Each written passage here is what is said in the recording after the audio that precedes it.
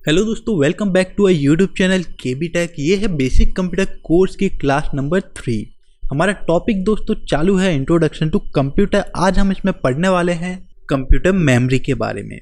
तो computer memory word सुनते ही हमारे दिमाग में ख्याल आता है दोस्तों कि डेफिनेटली ये कोई स्टोरेज डिवाइस होगा जहाँ पे हम अपना डाटा या इंफॉर्मेशन स्टोर कर सकते हैं। तो बिल्कुल सही दोस्तों, कंप्यूटर मेमोरी एक टाइप का स्टोरेज डिवाइस ही है जहाँ पे हम अपनी डाटा, इंफॉर्मेशन, सॉफ्टवेयर सब स्टोर कर सकते हैं दोस्तों। तो चलिए बात करते हैं कंप्यूटर मेमोरी की। सो गाइस, कंप्यूटर मेमोरी दो कैटेगरी में डिवाइड होती हैं। पहली कैटेगरी होती है प्राइमरी मेमोरी, दूसरी कैटेगरी होती है दोस्तों सेकेंडरी मेमोरी।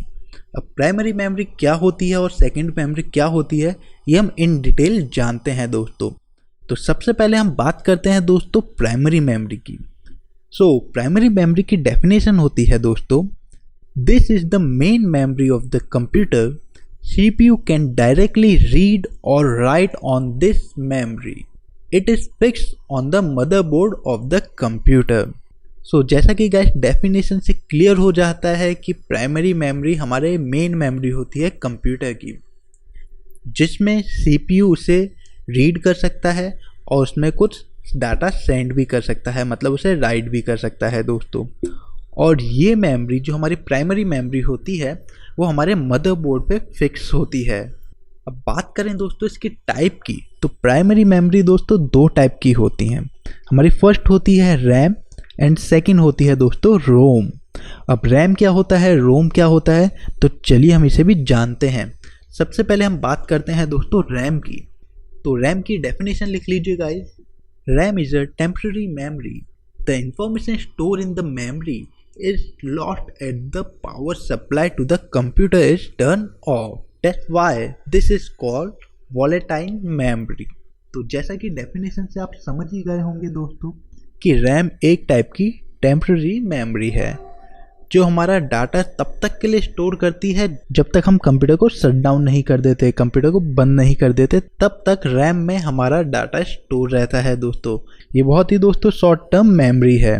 और दोस्तों रैम का फुल फॉर्म होता है रैंडम एक्सेस मेमोरी। अब बात करते हैं दोस्तों रोम की। तो सबसे पहले मैं आपको रोम का फुल फॉर्म बता देता हूँ गाइस। रोम का फुल फॉर्म होता है read only memory. Full form से ही आप समझ गए होंगे दोस्तों कि ये मेमोरी को आप सिर्फ रीड कर सकते हैं, उसके ऊपर राइट नहीं कर सकते कुछ भी। तो चलिए इसकी डेफिनेशन जानते हैं दोस्तों। Information stored in ROM is permanent in nature. It holds the data even if the system is switched off. It holds the starting instruction for the computer. ROM cannot be override by the computer. That's why it's called non-volatile memory. So guys, definition से ही हमको इसका मतलब पता चलता है कि ROM हमारी एक टाइप की परमानेंट मेमोरी है। कंप्यूटर उसे ओवरराइट नहीं कर सकता है दोस्तों, और ये हमारा डाटा डिलीट नहीं करती। इवन हमारा कंप्यूटर शट डाउन कर दें, हम उसे पावर सप्लाई देना बंद कर दें, तो भी उसके अंदर हमारा डाटा सिक्योर रहता है दोस्तों। अब ये डाटा क्या होता है दोस्तों, तो ये डाटा होता है बूट सेटअप। रोम बेसिकली बूट सेटअप हमेशा प्रिपेयर करके रखती है दोस्तों। तो ये बात तो हो गई दोस्तों प्राइमरी मेमोरी की। अब हम बात करते हैं सेकेंडरी मेमोरी क्या होती है दोस्तों। तो सबसे पहले इसकी हम डेफिनेशन देख लेते हैं। This memory is permanent in nature. It is used to store the different program and the information permanently which are temporary store in RAM. It hold the information till we erased it. Definition का मैं आपको मतलब समझा देता हूँ guys, आपको इसका पूरा स्ट्रक्चर समझ में आ जाएगा। सो गाइस, डेफिनेशन कहना चाहती है कि जो सेकेंडरी मेमोरी हमारी होती है वो होती है परमानेंट मेमोरी, जिसमें हम डिफरेंट टाइप के प्रोग्राम और इंफॉर्मेशन स्टोर कर सकते हैं, और वो स्टोर दोस्तों परमानेंट हो जाएगा। रैम भी सेम टाइप के प्रोग्राम और इंफॉर्मेशन स्टोर करती है, बट रैम होती है टेम्पररी मेमोरी, मतलब जैसे ही हमने कंप्यूटर शट डाउन किया प्रोग्राम ऑटोमेटिक डिलीट हो जाते हैं। पर सेकेंडरी मेमोरी में हमारा ऐसा कुछ भी नहीं होगा दोस्तों। जब तक हम खुद उस प्रोग्राम को या उस इंफॉर्मेशन को या उस डाटा को हम अपने आप डिलीट नहीं करेंगे, तब तक सेकेंडरी मेमोरी में से वो डिलीट नहीं हो सकते गाइस। तो गाइस, ये होती है सेकेंडरी मेमोरी की डेफिनेशन। अब देखते हैं दोस्तों कि सेकेंडरी मेमोरी के स्टोरेज डिवाइस कौन कौन से होते हैं, मतलब different type of storage device of secondary memory. So guys सबसे पहला और मेन स्टोरेज डिवाइस होता है हार्ड डिस्क। हार्ड डिस्क दोस्तों आपने सब नाम सुना होगा, आपको पता होता है हार्ड डिस्क कैसे वर्क करती है। तो आपको बता देना चाहता हूँ दोस्तों, दो टाइप की हार्ड डिस्क होती हैं, एक होती है इंटरनल हार्ड डिस्क और दूसरी होती है दोस्तों एक्सटर्नल हार्ड डिस्क।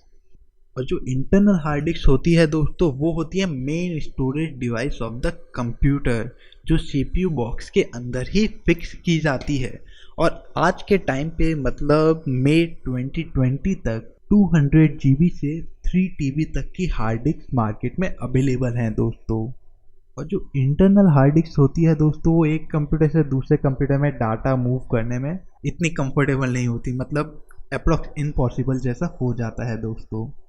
पर जो एक्सटर्नल हार्ड डिस्क होती है दोस्तों उसकी मदद से आप एक कंप्यूटर से दूसरे कंप्यूटर में अपना डाटा इजीली प्रोवाइड कर सकते हैं। और एक्सटर्नल हार्ड डिस्क दोस्तों सीपीयू बॉक्स के अंदर नहीं लगती है, वो नॉर्मली आप अपने पॉकेट में भी कैरी करके कहीं भी ले जा सकते हैं दोस्तों। हार्ड डिस्क तो हो गई दोस्तों मेन स्टोरेज डिवाइस। उसके अलावा और कौन कौन से सेकेंडरी स्टोरेज डिवाइस होते हैं, तो कॉम्पैक्ट डिस्क, सीडी, डीवीडी वो भी एक टाइप के स्टोरेज डिवाइस हैं दोस्तों। आपने पेन ड्राइव का नाम सुना होगा, पेन ड्राइव भी एक टाइप का स्टोरेज डिवाइस है। आजकल किसके पास पेन ड्राइव नहीं होता है गाइस, हर कोई अपना डाटा पेन ड्राइव में सिक्योर करके रखता है। कोई फाइल उसे एक कंप्यूटर से दूसरे कंप्यूटर में शिफ्ट करनी है या ट्रांसफ़र करनी है तो पेन ड्राइव की मदद लेता है दोस्तों। उसके बाद आती हैं दोस्तों फ्लॉपीज़। तो सबसे पहले दोस्तों मैं आपको बता देना चाहता हूँ फ्लॉपीज़ आज के टाइम पे मार्केट में बंद हो चुकी हैं बिकॉज उनकी स्टोरेज कैपेसिटी बहुत ही कम होती थी गाइस। तो जहाँ तक मेरा अंदाज़ा है स्टोरेज कैपेसिटी फ्लॉपी की 1.44 MB जितनी होती थी गाइस। तो आज के टाइम पे 1.44 MB की फ्लॉपीज़ को यूज़ करना एकदम वेस्ट होगा दोस्तों। सो गाइस यहाँ पे हमारा ख़त्म होता है सेकेंडरी मेमोरी का टॉपिक और इसी के साथ हमारा कंप्यूटर मेमोरी का भी टॉपिक ख़त्म होता है दोस्तों। तो उम्मीद करता हूँ दोस्तों आपको समझ में आया होगा कि कंप्यूटर मेमोरी क्या होती है। एक मैं स्पेशल वीडियो आपके लिए लेके आऊँगा दोस्तों, उसमें मैं आपको बताऊँगा KB, MB, TB ये सब क्या होते हैं और कितने KB इज इक्वल टू कितने MB, कितने MB इज इक्वल टू कितने GB, कितने GB इज इक्वल टू कितने TB, ये जो भी होता है दोस्तों मैं आपको सब एक स्पेशल वीडियो जिसमें मैं आपको ये सब समझाऊंगा दोस्तों। सो गाइस तब तक के लिए गुड बाय और आपसे जल्द ही मुलाकात होगी हमारे आने वाली वीडियोस में। तो thank you for watching guys, have a great day.